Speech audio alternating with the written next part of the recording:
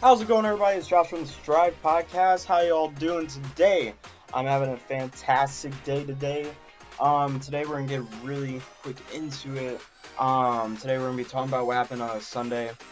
Talk a little bit about the games, not get into too much, but about news that came after. Talk a little bit about the NCAA, what's going on over there. Talk about two quarterbacks that I really like and seem like they're about to be the future of the NFL. Obviously, we're going to be talking about the Patriots, maybe a little bit about the Dolphins, get into Daniel Jones' situation, and we'll talk about Jalen Ramsey, his trade requests, Tua, get into him and Jalen Hurts, how they've been doing,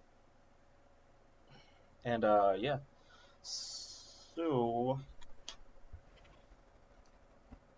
I have a lot of notes right here. Got a few topics today. Might as well just start with the one that's very interested in me the most is the Patriots. Will the Patriots go undefeated this season? Now, I didn't have time to make my predictions for all the teams this season, but I did. I had the Patriots, first in their division, like always, obviously, top of the um, top of their division and conference, obviously, of the AFC. And will they go undefeated? In my opinion, probably not. But it does bring up a lot, especially now that they did sign Antonio Brown to their team. And they've already won both of their games right off the bat. They destroyed both of the teams that they versed. They versed the Steelers in week 1 and the Dolphins in week 2. When they versed the Steelers, no one expected it. I think most people thought it was going to be closer. I didn't think it was going to be really that close because I do like Antonio Brown and Le'Veon Bell, and I think that would have, not helped at all, really. And obviously, I don't know what happened with the Steelers, but yeah, they lost to the Patriots 33-3, and that's really depressing. And then the Dolphins, they keep up their losing streak, and it'll probably keep going. The Patriots beat them 43-0. They didn't score any touchdown, not even a field goal, which is very disappointing. I feel really bad for Dolphin fans right now, by the way. I really do. I'm sorry. Their next games are the Jets. That's their next game. They're going to win that game, no doubt. Sam Darnold's still out, so unless their backup can pull off something. But Sam Darnold's still out. They're just having injury issues right now. I don't think the Jets will win. Bills are actually 2-0 right now. Surprisingly. I don't think the Bills are going to win, though. Redskins are after them. I think Patriots will win that. And then they have the Giants. Daniel Jones is now a starter, which we'll get into later on, probably after this segment. The Patriots will probably win. The Jets, they'll probably beat again. They got the Browns. It's probably a win. Ravens, I think, can give them a good concern, especially if the Ravens keep playing like this. I don't know. That's going to be really close. I'd probably give the Ravens the win on that one, honestly. I probably would. It's really tough to not see the Patriots win at all or lose at all, I mean. But I'd probably choose the Ravens to beat the Patriots. That's probably a risky move by me, but I'd probably choose the Ravens to actually beat the Patriots. I feel like they could pull it off somehow. I don't know why. Eagles, they'll probably lose to the Patriots. Cowboys, I'll take the Patriots over the Cowboys. Texans, Patriots would probably beat them. Chiefs, I would take the Chiefs. They're doing really good right now. Bengals, they'll lose. Bills, they'll probably lose. Dolphins, the last team they'll lose. I mean, 2 losses. They could probably lose to the Giants on, I think that's week 6. Yeah, week 6. On week 6 for them, I think the Giants could win. There's a chance, but I would take the Patriots, obviously. But I think the Giants could win. The Ravens, I think they could win, but I would take the Patriots. Because I could take the Patriots for all these, honestly, because their team is crazy. Like, they won the Super Bowl last season, and they just made their team better this year, and it's just so hard to not take the Patriots over all these teams. But yeah, I think the Giants could win. I think the Ravens could. I think the Eagles possibly could as well. They might have a little bit of a chance. See throughout the season how they do. But they've lost some key players, so that might be a little bit tough to come back on. Cowboys, they could probably try to get a win too. They have a possibility. The Chiefs as well. They probably have the best chance of being the Patriots out of all these teams, in my opinion, honestly. Because the Chiefs are they're crazy. They're so good. And I'll be talking about a little bit more about the Chiefs later on. But the Chiefs, they're crazy. I think they have the best chance of being the Patriots this season out of all those teams. I mean, it seems like the Dolphins always get like a win against the Patriots. Like every season they get at least one win. So they might win at the end of the season, who knows. But usually the Patriots aren't known for losing at the end of the season. They're more winning than losing at the end. So I don't know, it'd be really tough for me to see that happen. And that's why I feel like the Chiefs. That's why I'm kind of iffy on the Chiefs still as well, because I feel like they have the best chance to win and beat the Patriots, but they're at the end of their season. That's why I said the Ravens, I feel like, would get that win, because they're right in the middle of that season for the Patriots. And I don't know, if the Patriots just keep winning, I feel like they're going to hit a brick wall once they get to the Ravens. And the Ravens are just going to ramp up their defense. I don't know why I have that feeling, but I guess we'll see. Who knows? Maybe my prediction will be right. Who knows? I could be wrong, but do I think they'll go undefeated? No. I just can't see it. I mean, last time they went undefeated, they had a really good team. I don't know if this team really compares to their undefeated team. Maybe it does. I guess we'll find out, but I don't think they can go undefeated. Moving on, we're going to Daniel Jones of the New York Giants. He was named the starter, I think yesterday or today. I believe it was today, possibly. He was named the starter. He's going to be versing off with the Buccaneers, and that's the next game for the Giants. I'm trying to see here real quick. But Daniel Jones, I didn't know they were going to start him. So I kind of had a feeling that they were going to have Eli Manning start for half the season and then have Daniel Jones take over for the rest of the season. I didn't know they were actually going to do that after week 2. I was kind of like Baker Mayfield as well. I think he wasn't the starter for the first 2 games, and then he took over after that. But yeah, he just got the start today. They just reported today. And I've been liking Daniel Jones. I mean, he looked good in the preseason. I can't really take much from preseason, obviously, because it's the preseason. He looked really good, though. I got to admit. He's been looking good. They did bring him in a couple times. In the first game of the season, he did play at the end because the Giants, they knew they were going to lose, so they brought him in at the end. He doesn't make too many mistakes. I like that the most about him. He's patient, and it's pretty much just like if they're gonna lose, they're gonna lose the right way.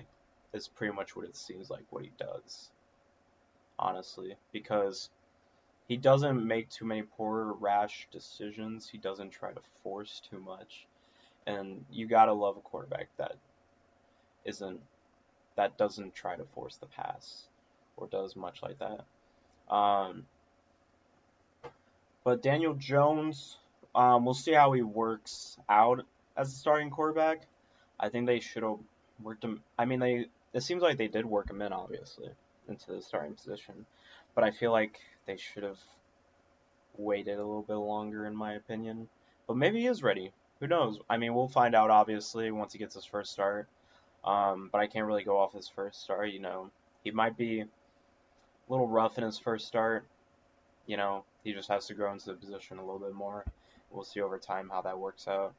But this is very weird to see that they already benched Eli Manning already 2 games in the season. They didn't even give him like half of the season. I guess the Giants were a little bit too much over what happened last season because Eli Manning was the quarterback for the whole season. The last season, I guess after 2 games they were done with him. Maybe, I don't know. That could be true, maybe not true. Who knows? But I don't know. We'll just see how he does. I do have faith in him. I have a lot of faith in Daniel Jones to see him do his job. It was a weird selection, obviously, on draft night once I saw a Giants team for number 6, but I really hope he can really help out this franchise a lot because it would be really awesome to see the Giants get back up there and become a contender in their conference again. Jalen Ramsey comes out, I believe it was yesterday, Monday, and requests a trade from the Jacksonville Jaguars, which is really crazy. So, there have been a few teams that people reported that could go for Jalen Ramsey.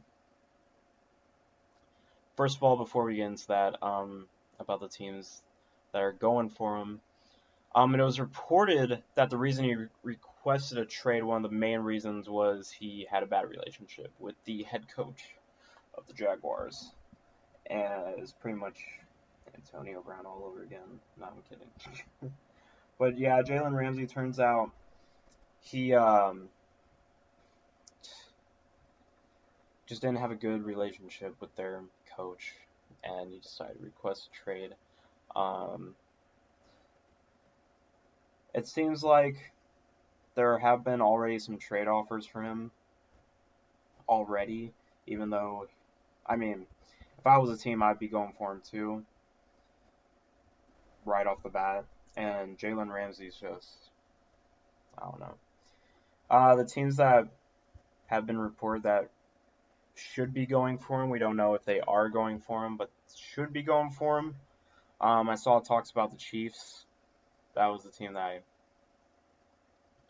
heard about. Patriots, which would be insane. Seahawks to build upon their defense more. The Cowboys, Eagles, 49ers. If the Patriots are able to get him, I probably would say the Patriots are going to go undefeated. Like, that's all it takes for me is one more player, like Jalen Ramsey. He's one of the best cornerbacks in the league. Like, and the Patriots, their defense already got better. It's going to get even better. It's going to be crazy if they just get him. But it'd also be really crazy if the Chiefs got him. And I think that would be awesome if the Chiefs got him, because I feel like if the Chiefs got Jalen Ramsey, I feel like that can make it to where they could get past the Patriots somehow. But like I said, the Chiefs are the only team in the conference that can compete with the Patriots.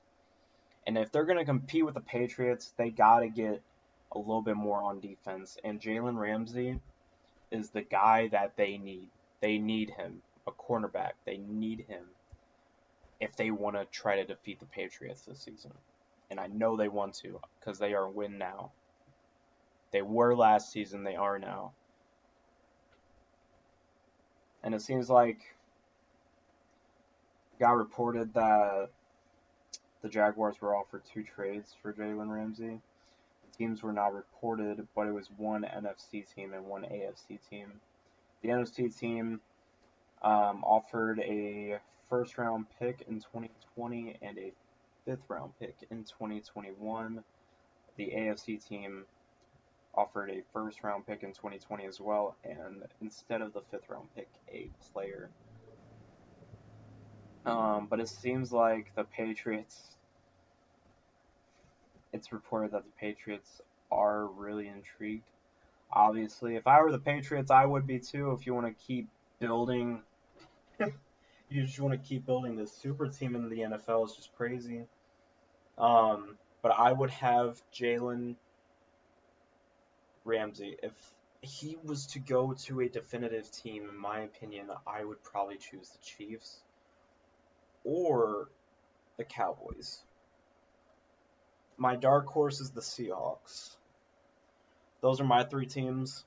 The reason for the Chiefs and the Cowboys, because I know they want to win now, and they need someone like Jalen Ramsey to up both of their defenses right now, and I know that's what they would want. The Seahawks are my dark horse. That's because I know that they're trying to rebuild right now, and they're really trying to get those sneak-in grabs, like they just did for the Texans at the beginning of the season. That was crazy. It just seems like I think the Seahawks are trying to build their defense once again. I mean, Pete Carroll, he's a defensive-minded coach, so I'm going to assume that they're going to try to build their defense more and more throughout the years as long as they have Russell Wilson as their quarterback. But yeah, I would say that if the Chiefs or Cowboys get them, that's what I would say, and Seahawks are dark horse. Unless the Patriots, if they somehow swoop in by the time I upload this podcast, then that would just be crazy. Hopefully not, though. But it would be be insane. Moving on to the NCAA right now. Want to talk about 2 really gifted quarterbacks. I would love to do analysis on both of them later down the line until we have more game footage. But right now they've only played 3 games each in their college season. They're both juniors. They both played for Alabama. Jalen Hurts and Tua, I don't know how to pronounce his name. I think I looked up how to pronounce his name, and it's like, he split it up. But I'm still trying to learn his last name. It's crazy. They both are right now at the top of the Heisman Trophy right now. It got released just yesterday who is right now leading in the Heisman Award, and it's both of them. So, but right now Tua's leading number 1. Jalen was number 1 until this last week. Tua played against South Carolina. He had a 28-36 attempts. He put together 444 yards, had a 77.8% completion with that. It's crazy. He averaged 12.3 per pass, per carry, and collected 5 touchdowns. So that pushed him in front of Jalen Hurts. Probably just a little bit, though, because Jalen Hurts has been doing amazing. And, I mean, both of them have been doing amazing, but Jalen Hurts has definitely turned all heads. I think he's better than most people would have thought he was going to be. Because it was Jalen Hurts and Tua. They were the backups for Alabama last season, and they put Tua in to win it for them in that championship game, if y'all remember. And Jalen Hurts left Alabama for Oklahoma because he knew he wasn't going to get the role, and he felt like he deserved a better role, which he wasn't wrong. goes to Oklahoma, and he's putting up his own amazing quarterback case right now. And I gotta say, after transferring from Alabama, he's doing crazy. He's already racked up 439 scrimmage yards this season. Like, props to him. No doubt, props to him. But Jalen Hurts, he did break a record for Oklahoma, and sounds like every week he's been breaking Oklahoma records. Like, every single week. And it's just insane. He became the first Oklahoma quarterback to pass 200 yards and rush 100 yards in the first half. Not the whole game, the first half. He completed for 20 passes for a 289 yards and ran 14 times for 150 yards in that game. That is, whew, those are insane numbers. They're both amazing quarterbacks, I gotta admit, but I might have to take Jalen Hurts right now. The way that the stats show, I hate to always follow the stats right now, but if I was to take stats, obviously, I would take Jalen Hurts. No doubt, in my opinion, just the way that the stats come off. But I'm going to have to look at some film on these two players. I don't really know how fairly well they are playing.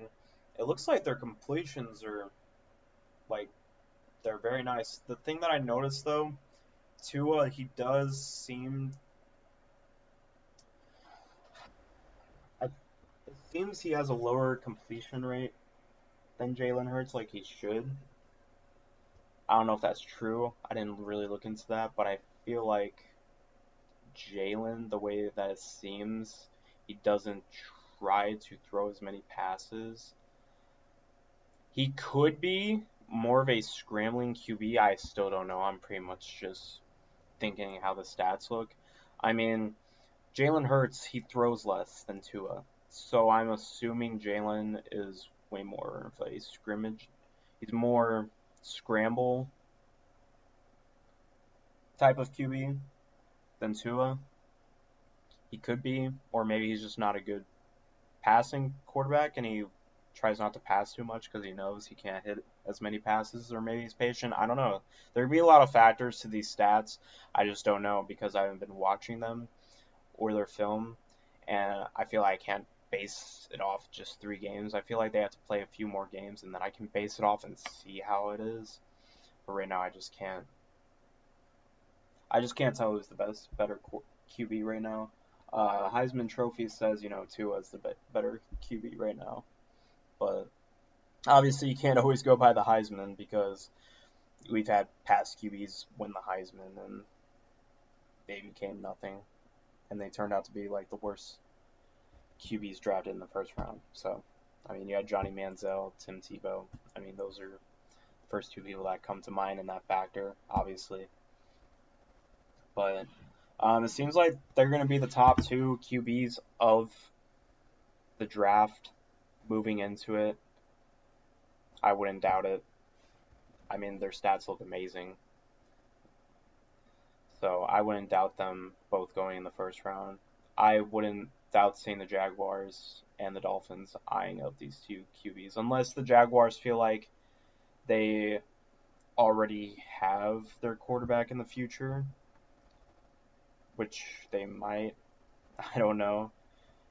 But I feel like the Jaguars and the Dolphins should try to go for both of these guys, even though it seems like the Jaguars are going for Gardner Minshew right now, currently.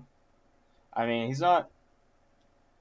Gardner Minshew, he's doing, decent. Honestly, he's not doing too bad. So, I wouldn't be surprised if they said that's their franchise QB, honestly, leading throughout. But I can see the Dolphins definitely going for one of them. It seems like they really are trying to get a cornerstone QB, and I wouldn't be surprised if they went for Jalen Hurts or Tua. I know my friend's a Dolphins fan, and he really wants Tua, so maybe that's who they're going to go for. But we'll find out, obviously, in the future. But Moving on to the last topic, talk a little bit about the NBA. Like I said, I wanted to talk a little bit about the NBA. Didn't talk about it last podcast, but I wanted to add in a little bit of the NBA today. This topic just came out, ranking the 8 best NBA games of the 2010s. I can name a lot of amazing games from the 2010s that I've watched over my time watching the NBA. Number 8, they have the Miami Heat versus the Boston Celtics in the 2012 Eastern Conference Finals, Game 6, where LeBron had to close out and move on to the finals to verse the Dallas Mavericks. LeBron James, he dominated the Celtics. He had 45 points, 15 rebounds. It was known as a must-win because most people felt like if the Celtics would have won Game 6, they probably would have won Game 7.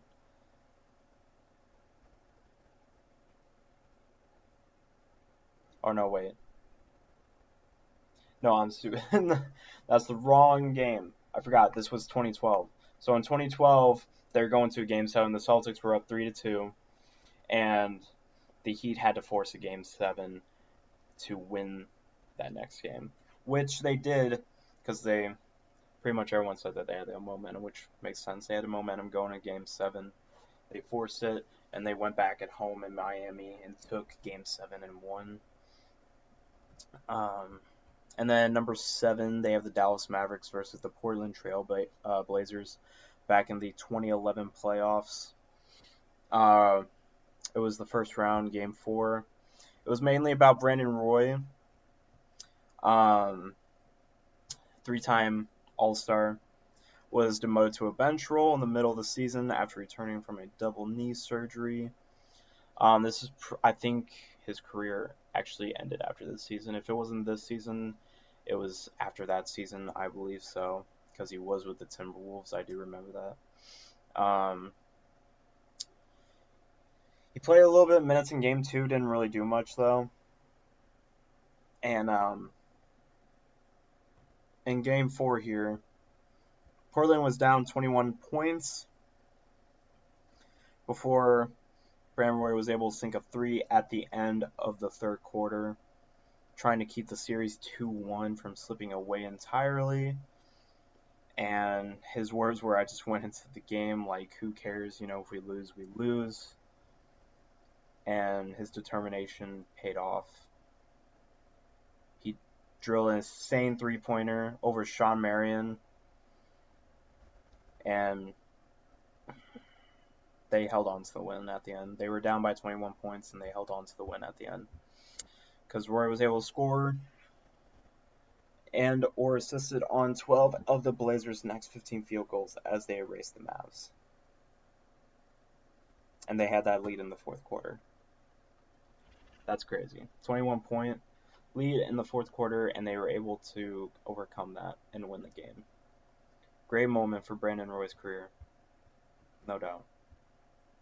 Number 6, Golden State Warriors versus OKC Thunder in the 2016 regular season. That was the game that Curry hit the long 3 in OT to send the Warriors past them. And also he broke his own record of three-pointers made in a season, connecting on an NBA record 12 three-pointers in a single game. And he did that when he sank a 32-foot shot in overtime to send the Warriors to a 121-118 win over the Thunder. I remember that game, and that game is still a meme and a highlight in Curry's career. That'll always be a highlight in Curry's career, no doubt. That was also their 73-9 season. But we all know what happened later that season, obviously. Number 5, the Utah Jazz versus the LA Lakers. It was Kobe's last final game. His amazing 60-point performance in his final game. I kind of had a feeling when I watched that game. It was one of the most amazing games I ever watched in the NBA, no doubt. That's definitely a top 5 moment in my opinion. I would have to agree with that. Just to see everything he's went through the past 2 seasons before that, he had an Achilles, which pretty much just ruined his career after that. And just to see him come out with 60 points in his final game was just amazing. No one could do it better than Kobe. And he showed that he's definitely a top 10 player of all time, no doubt, by hitting 60 points at the end. I mean, he shoot a lot. He did shoot a lot, but you know what? When you're a legend like him and it's your final game, I would try to go for 60 points too, man, because not only did he score 60 points, but he won the game too. It's not like he lost. He won the game as well. So, I think in his mind, pretty sure it was very worth it for him. I think he'll always remember that moment for the rest of his career, knowing that he was able to score 60 points as a 40-year-old on his last game. Actually, he wasn't 40, he was 38. He was still kind of young, but 38, coming off of 2 years of just serious injuries that just pretty much ended his career. He just scores 60 in his last game. That's just tremendous of him. Got to give props, no doubt. Number 4, got the Dallas Mavericks versus the Miami Heat in Game 2 of the NBA Finals. I wouldn't have it that high, because I know ESPN brought this out. This is their article. But I wouldn't have the Dallas Mavericks versus Miami as number 4. I think the Kobe Bryant game is more memorable, honestly. But that's just my opinion, obviously. I would even take the Celtics winning the finals against Kobe and the Lakers. Honestly, with Paul Pierce, Kevin Garnett, and Ray Allen, I would probably take the moment when Paul Pierce came out of his wheelchair and had that game where they won. I would probably take that moment over the Dallas Mavericks and Miami Heat. But I guess that wouldn't count as 2010's, would it? Count as the 2000s. I guess. I mean, I don't know if I would take it as number 4, though. I'd probably have it more down as number 5 or 6. But the Dallas Mavericks did deserve this. I mean, Game 2 was the game that pretty much sealed Miami's fate at that point. Because everyone believed that he were going to win. And they won Game 1. But Mavericks came in, they did their business, they won Game 2, and then... Ooh. It was just crazy. Because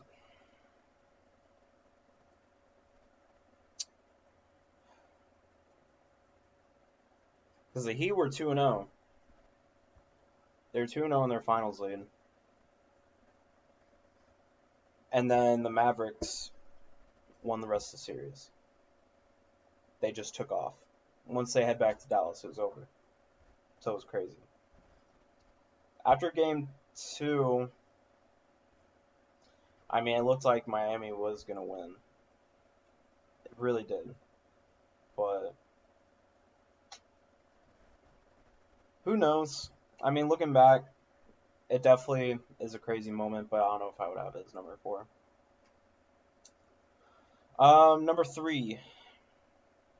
The Warriors versus the Thunders in Game 6 of the Western Conference Finals.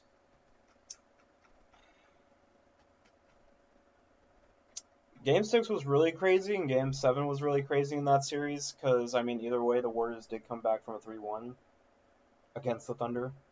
But that I do remember that probably being more of a crazy game than Game 7, because Curry and Clay went off. I think both of them dropped 30 points. I know Klay Thompson, he erupted for like 19 points in the fourth quarter. That's insane. And they won 108 to 101 for the victory. I remember Klay Thompson, he was scoring every point. And I'm pretty sure that was the 19-point fourth quarter. He was just automatic. You couldn't stop him.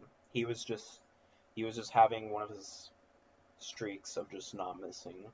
And we all know when he gets on his hot.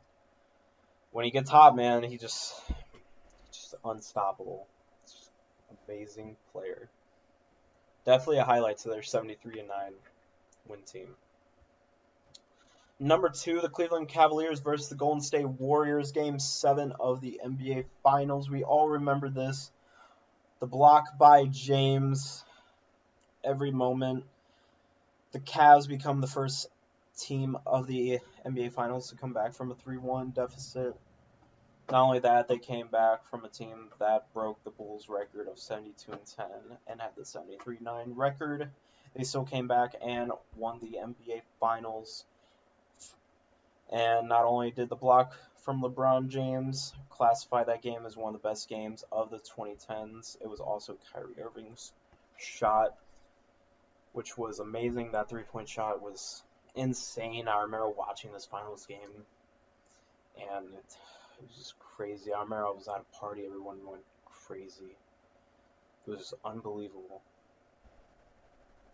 Props to the Cavs still, man. I would have had that number 1, honestly, because it was the most memorable game in my life so far. So I remember watching that game, and it was just, in my opinion, so amazing. And that game meant so much to me, because to me, at that moment, I realized even when you're down, you can always still come back and win, no matter how bad the situation is. Number 1, though, is the Spurs versus the Miami Heat in the 2013 NBA Finals Game 6, with Ray Allen's clutch 3 to send the Heat to overtime, and then LeBron to finish it in overtime. In OT, Chris Bosh obviously got a key block on Danny Green's last-second shot, which gave the Heat the 103-100 win against the Spurs. LeBron took over in overtime after that clutch shot, and then it led to a Game 7 where the Heat just destroyed the Spurs at that moment. And it seems like the Heat, which made it a little bit more memorable, they didn't know it was going to happen that way. LeBron was hot. He scored I think it was 12 of the Heat's last points. I think it was. It might have been a little bit more than that, a little bit less. But I know it was 10 or more points for them. It was crazy. So LeBron took the last shot. He missed. Bosh gets a rebound, pass out to Ray Allen. That's how the story ends. And just looking back at the reactions, it wasn't the game plan. But you know what? Sometimes the unexpected turns out to always win these games. And that's another game to show that you never quit. You always try for those rebounds. You always try for every play of an NBA game, no matter if it's defense or offense, because sometimes it will pay off. Sooner or later, your play, that one play that you tried for, that one defensive play or that one offensive play you actually tried for, it shows that sometimes, you know what, it might just lead you to an NBA championship. And that's what I think we should try to perceive out of that game, was that this is why you should try on defense and offense. Every play you should try to at least do something, because it might lead you to a victory. Not just a victory, but might lead you to the championship and might lend you the trophy of the NBA Finals. So, very motivational as well.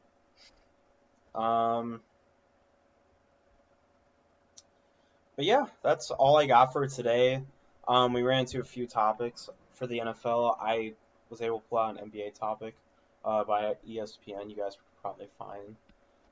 If you really want to look up that article, if I can, I'll go ahead and leave a link for that article from the ESPN. I found it on my ESPN app. I don't know if it's going to be on their website. It might be. I'll try to look for it. If I can't find it or link it, you know why, because I couldn't find it on their website. But a lot of good topics for today. The NBA season will be starting up soon enough. They do have the preseason coming. The Rockets will be versing the Shanghai Sharks, I believe, on September 30th, so that'll be fun. I'll probably cover that game a little bit, but there might not be much to cover, obviously, because they're versing the China team, and last time that happened, they destroyed them. So I think they won by 40 points, if I'm not mistaken. But yeah, that's all I had time for today. I hope you guys enjoyed. Once again, I really appreciate for everybody watching this podcast for today, and I hope you guys enjoy the rest of your day, obviously. And again, thanks for the support, and I really appreciate it from you guys. But that's all we have time for today, and I will see you all next time on my next podcast later on this week. See you guys later. Peace.